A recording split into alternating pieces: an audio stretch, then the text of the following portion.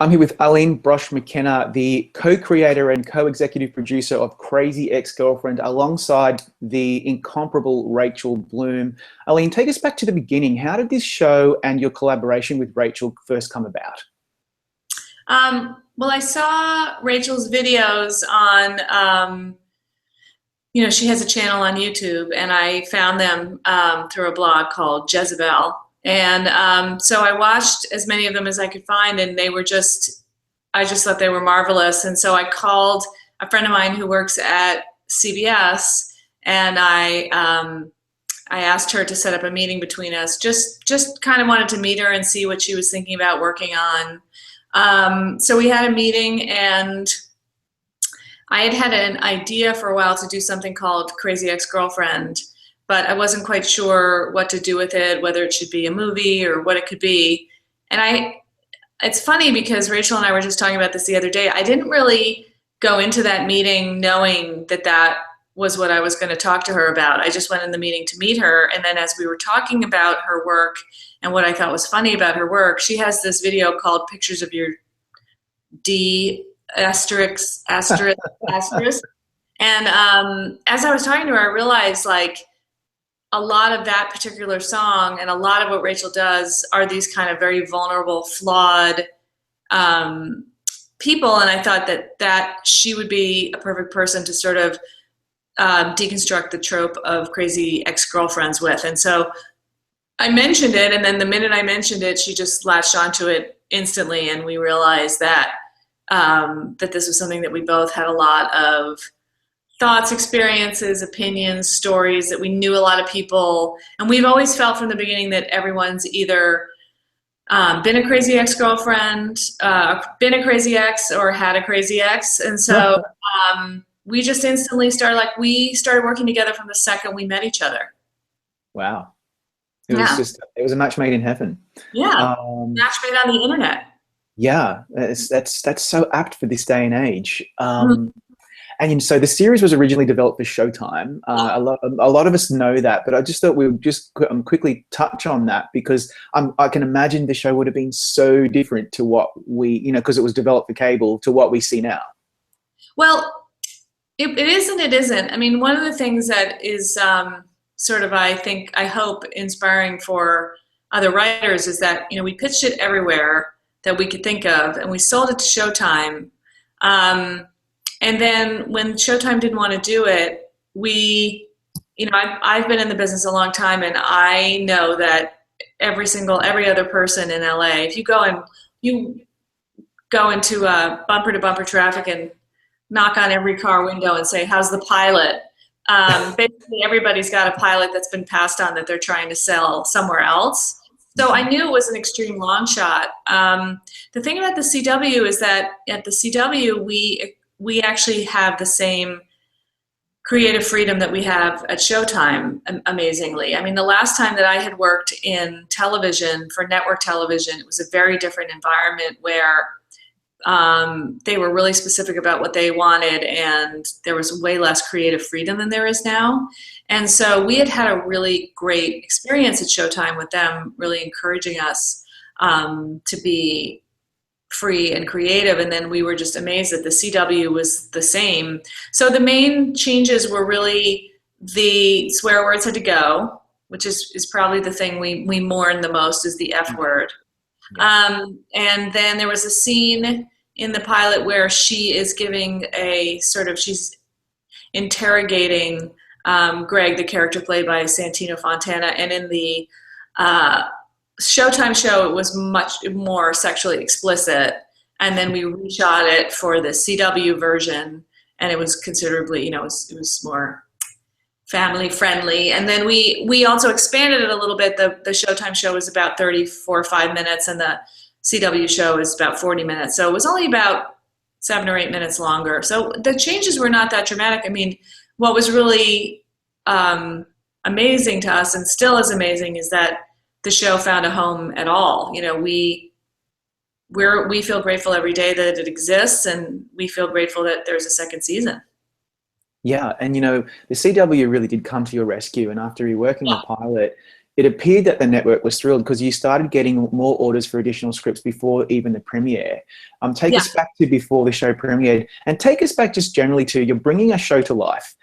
There's got to be so much, angst and drama about getting a show to the air and worrying that it's going to be a success, but you've got the network behind you. They're not giving you 100 notes. They're just supporting your creative freedom, and then they order more scripts, and then you air, and then the critics start getting behind you. So what was it like when the show first premiered?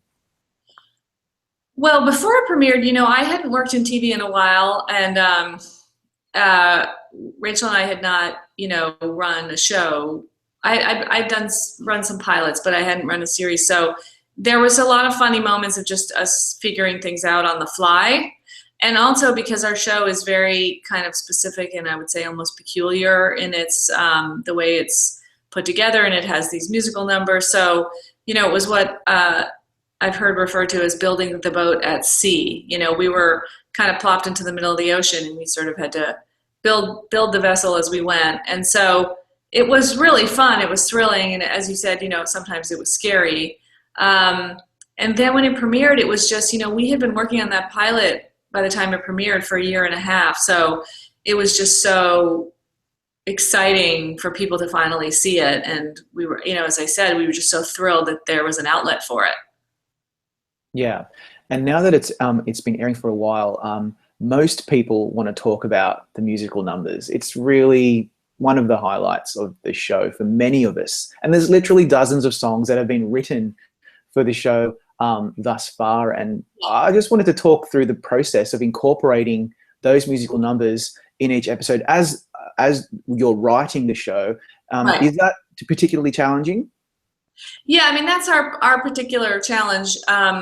The writing of the show leads the writing of the songs. Like we very much start with the show, the episodes, the characters. And so, songs are often born and die in, a single writing session. So, we really work on the episodes and the stories and the characters and stuff like that. And then we hone in on the songs that we think best amplify the emotional moments in the show.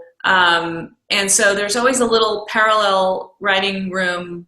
There's the writing room that's working on the scripts and the episodes, and then there's a parallel writing room that's working on the music, but it's sort of a virtual writer's room because it's Rachel, Adam Schlesinger, and Jack Dolgen. And Rachel's obviously also in the show. Adam also produces all the music, and Jack writes on the show. So, and so they work together, and then Stephen Gold produces the music with Adam. So there's always songs being written. They're always in process.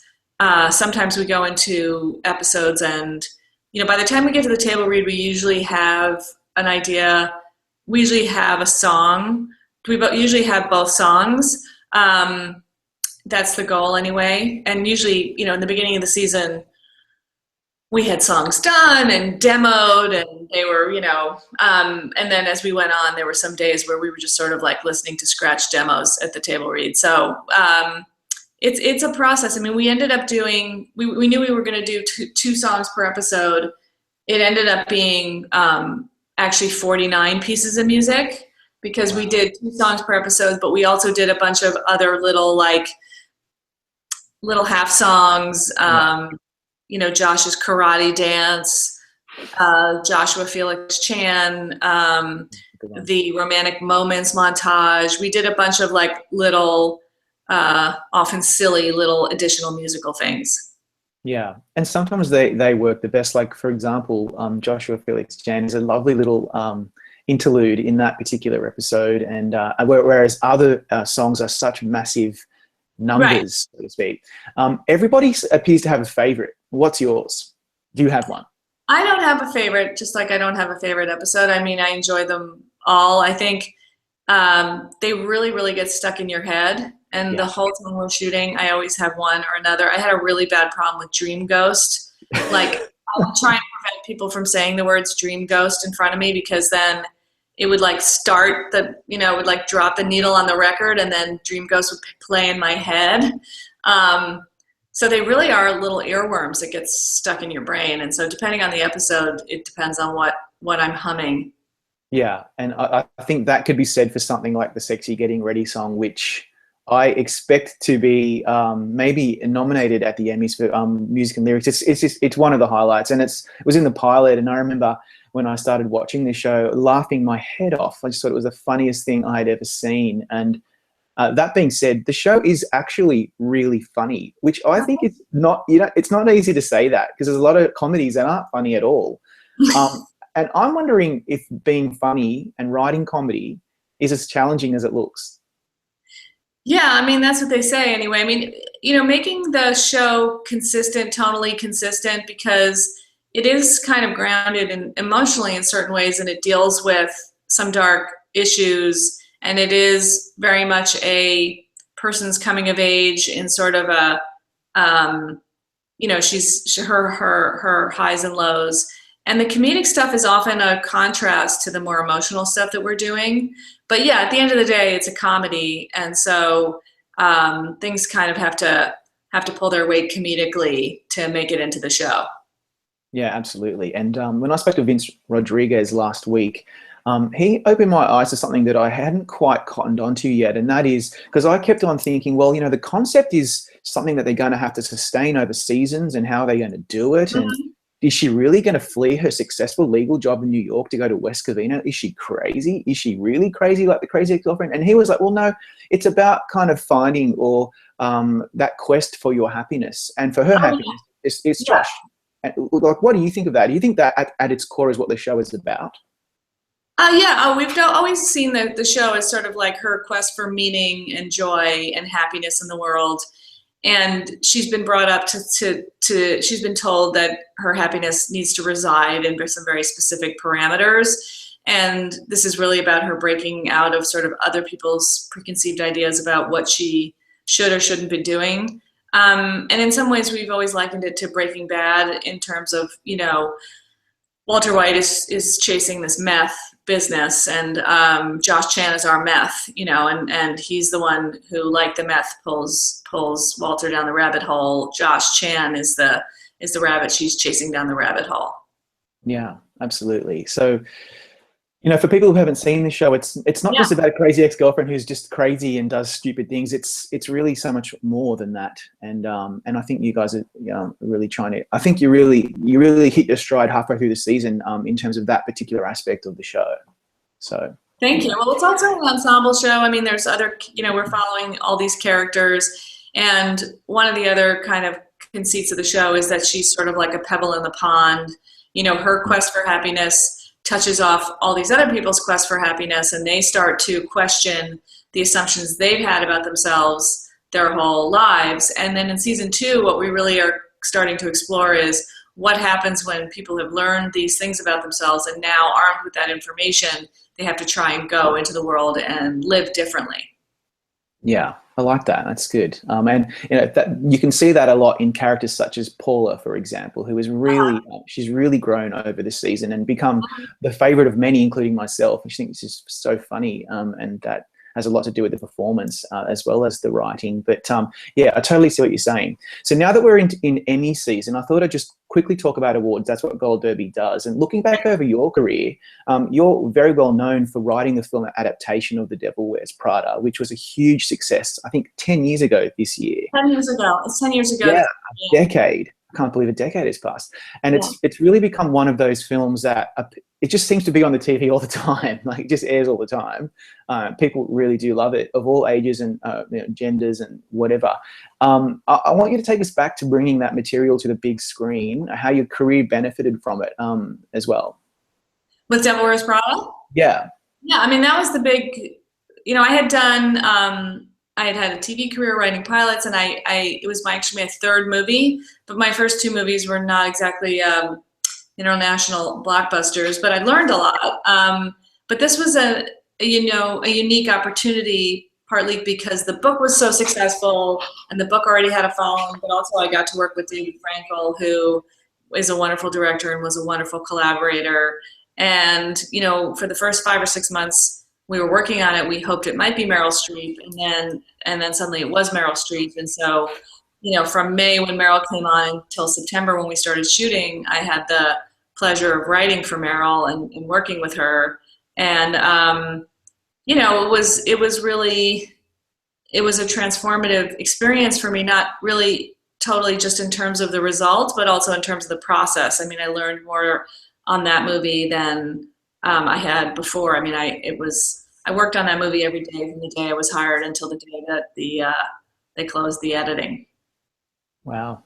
And you know, you're no stranger to awards because you were nominated for that screenplay by the Writers Guild and also at BAFTA. Mm. And this show that you're working on now is now getting some awards attention. Rachel has already won at the critics and by the Hollywood Foreign Press.